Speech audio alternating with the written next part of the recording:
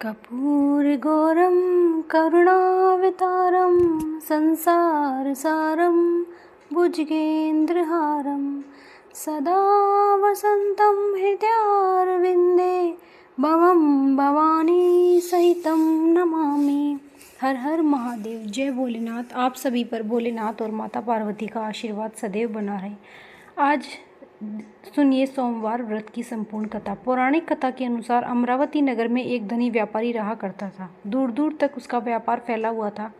नगर में उस व्यापारी का सभी लोग बहुत सम्मान करते थे। इतना सब कुछ होने पर भी वह व्यापारी मन से बहुत दुखी था, क्योंकि उस व्यापारी का कोई पुत्र जो नहीं था।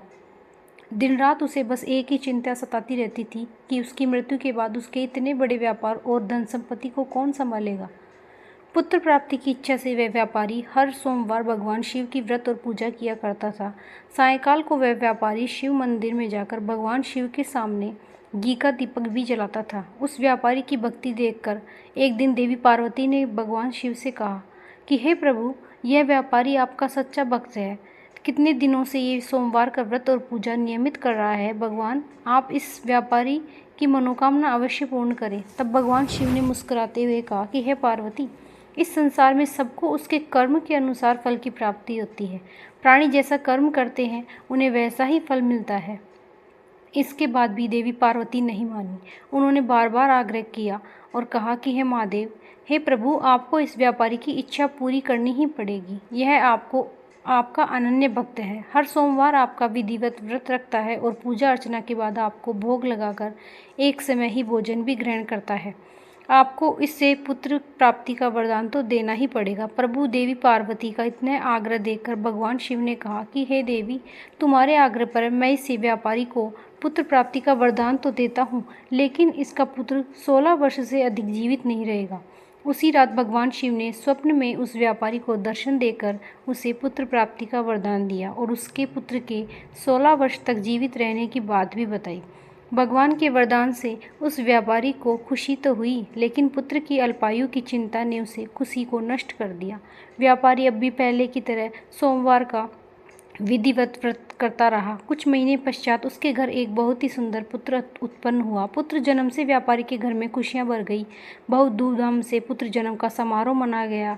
व्यापारी को पुत्र जन्म की अधिक खुशी नहीं हुई, क्योंकि उसे पुत्र की अल्पायु के रहस्य का पता था, लेकिन यह रहस्य घर में किसी और को मालूम ही नहीं था। विद्वान ब्राह्मणों ने उसे पुत्र का नाम अमर रखा। जब अमर 12 वर्ष का हुआ तो शिक्षा के लिए उसे वाराणसी भेजने का निश्चय किया गया। व्यापारी ने अमर के मामा दीपचंद को बुलाया और कहा कि अमर को शिक्षा प्राप्त करने के लिए वाराणसी छोड़कर आओ। अमर अब अपने मामा के साथ शिक्षा प्राप्त करने के लिए चल दिया। रास्ते में जहाँ भी अमर और दीपचंद रात्रि विश्राम के लिए ठहरते, वहीं यज्ञ करते और ब्राह्मणों को भोजन भी कराते थे। लंबी यात्रा के बाद अमर और दीपचंद एक नगर में पहुंचे। उस नगर के राजा की कन्या के विवाह की खुशी में पूरे नगर को सजाया गया था। निश्चित समय पर बारात आ गई, लेकिन वर का पिता अपने बेटे के एक आंख से काना होने के कारण बहुत चिंतित था। उसे इस बात का भय सता रहा था कि राजा को इस बात का पता चलने पर कहीं वह विवाह से इनकार न कर दे, इससे उसकी बदनामी होगी। वर के पिता ने अमर को देखा तो उसके मस्तिष्क में एक विचार आया। उसने सोचा, क्यों न इस लड़के को दूल्हा बनाकर राजकुमारी से विवाह करा दूं। विवाह के बाद इसको धन देकर विदा कर दूंगा और राजकुमारी को अपने नगर में ले जाऊंगा। वर के पिता ने इस संबंध में अमर और दीपचंद से बात की। दीपचंद ने धन मिलने के लालच में वर के पिता से बात स्वीकार कर ली और अमर को दूल्हे के वस्त्र पहनाकर राजकुमारी को चंद्रिका से विवाह करा दिया। राजा ने बहुत धन देखकर राजकुमारी को विदा किया। अमर जब लौट रहा था तो सच नहीं छिपा सका और उसने राजकुमारी के दुपट्टे पर लिख दिया, राजकुमारी चंद्रिका, तुम्हारा विवाह तो मेरे साथ हुआ था। मैं तो वाराणसी में शिक्षा प्राप्त करने जा रहा हूँ। अब तुम जिस नवयुवक की पत्नी बनना पड़ेगा वह काना है। जब राजकुमारी ने अपने दुपट्टे पर लिखा हुआ पढ़ा तो उसने काने लड़के के साथ जाने से इनकार कर दिया। राजा ने सब बात जानकर राजकुमारी को महल में रख लिया। उधर अमर अपने मामा दीपचंद के साथ वाराणसी पहुंच गया। अमर ने गुरुकुल में पढ़ना प्रारंभ कर दिया। जब अमर की आयु 16 वर्ष की हुई तो उसने एक यज्ञ किया। यज्ञ की समाप्ति पर ब्राह्मणों को भोजन कराया, खूब अन्य वस्त्र दान दिए। रात को अमर अपने शयन कक्ष में सो गया। शिवजी के वरदान के अनुसार शरण अवस्था में ही अमर के प्राण पखेरु उड़ गए। सूर्योदय पर मामा और अमृत को मरत देखकर पीटने लगा। आसपास के लोग भी एकत्र हो गए, दुख प्रकट करने लगे। मामा के रोने के विलाप करने से स्वर्ग के समीप ही गुजरते हुए भगवान शिव और पार्वती से भी सुने। तब माता पार्वती ने भगवान से कहा कि हे प्राणनाथ, मुझे इसके रोने का स्वर सहन नहीं हो रहा, आप इस व्यक्ति के कष्ट को अवश्य दूर करें। भगवान शिव ने देवी पार्वती के साथ अदृश्य रूप में जाकर अमर को देखा तो पार्वती जी से बोले कि हे देवी, ये तो उसी व्यापारी का पुत्र है जिसे मैंने 16 वर्ष की आयु का वरदान दिया था। आज इसकी आयु तो पूरी हो गई। देवी पार्वती ने फिर भगवान शिव से निवेदन किया कि हे प्राणनाथ, आप इस लड़के को जीवित कर दीजिए, नहीं तो इस लड़के के माता पिता पुत्र की मृत्यु के कारण रो रो कर अपने प्राणों का त्याग कर देंगे। इस लड़के का पिता तो आपका परम भक्त है, वर्षों से सोमवार का व्रत करते हुए आपको भोग लगा रहा है।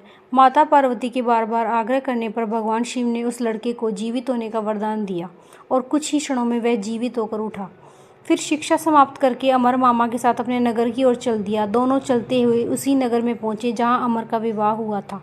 उसी नगर में अमर ने यज्ञ आयोजन किया। समीप से गुजरते हुए नगर के राजा ने यज्ञ का आयोजन देखा। तब राजा ने अमर को तुरंत पहचान लिया।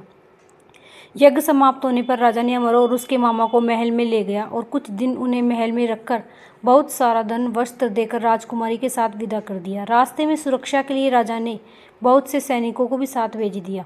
दीपचंद ने नगर में पहुंचते ही एक दूत को घर भेजकर अपने आने की सूचना भेजी। अपने बेटे अमर के जीवित वापस लौटने की सूचना से व्यापारी बहुत प्रसन्न हुआ। व्यापारी ने अपनी पत्नी के साथ स्वयं को एक कमरे में बंद कर रखा था। भूखे प्यासे रहकर व्यापारी और उसकी पत्नी बेटे की प्रतीक्षा कर रहे थे। उन्होंने प्रतिज्ञा कर रखी थी कि यदि उन्हें अपने बेटे की मृत्यु का समाचार मिला तो वे दोनों भी अपने प्राण त्याग देंगे। व्यापारी अपनी पत्नी और मित्रों के साथ नगर के द्वार पर पहुंच गया। अपने बेटे के विवाह का समाचार सुनकर पुत्र वधू राजकुमारी चंद्रिका को देखकर उसकी खुशी का ठिकाना नहीं रहा। उसी रात भगवान शिव ने व्यापारी के स्वप्न में आकर कहा कि हे श्रेष्ठी, मैंने तेरे सोमवार के व्रत करने और व्रत कथा सुनने से प्रसन्न होकर तेरे पुत्र को लंबी आयु प्रदान की है। यह सुनकर व्यापारी बहुत प्रसन्न हुआ। सोमवार का व्रत करने से व्यापारी के घर में खुशियां लौट आई। शास्त्रों में लिखा है कि जो स्त्री पुरुष सोमवार का विधिवत व्रत करते हैं और व्रत कथा सुनते हैं, उनकी सभी इच्छाएं महादेव की कृपा से पूरी हो जाती हैं। सोमवार व्रत कथा समाप्त। राधे राधे।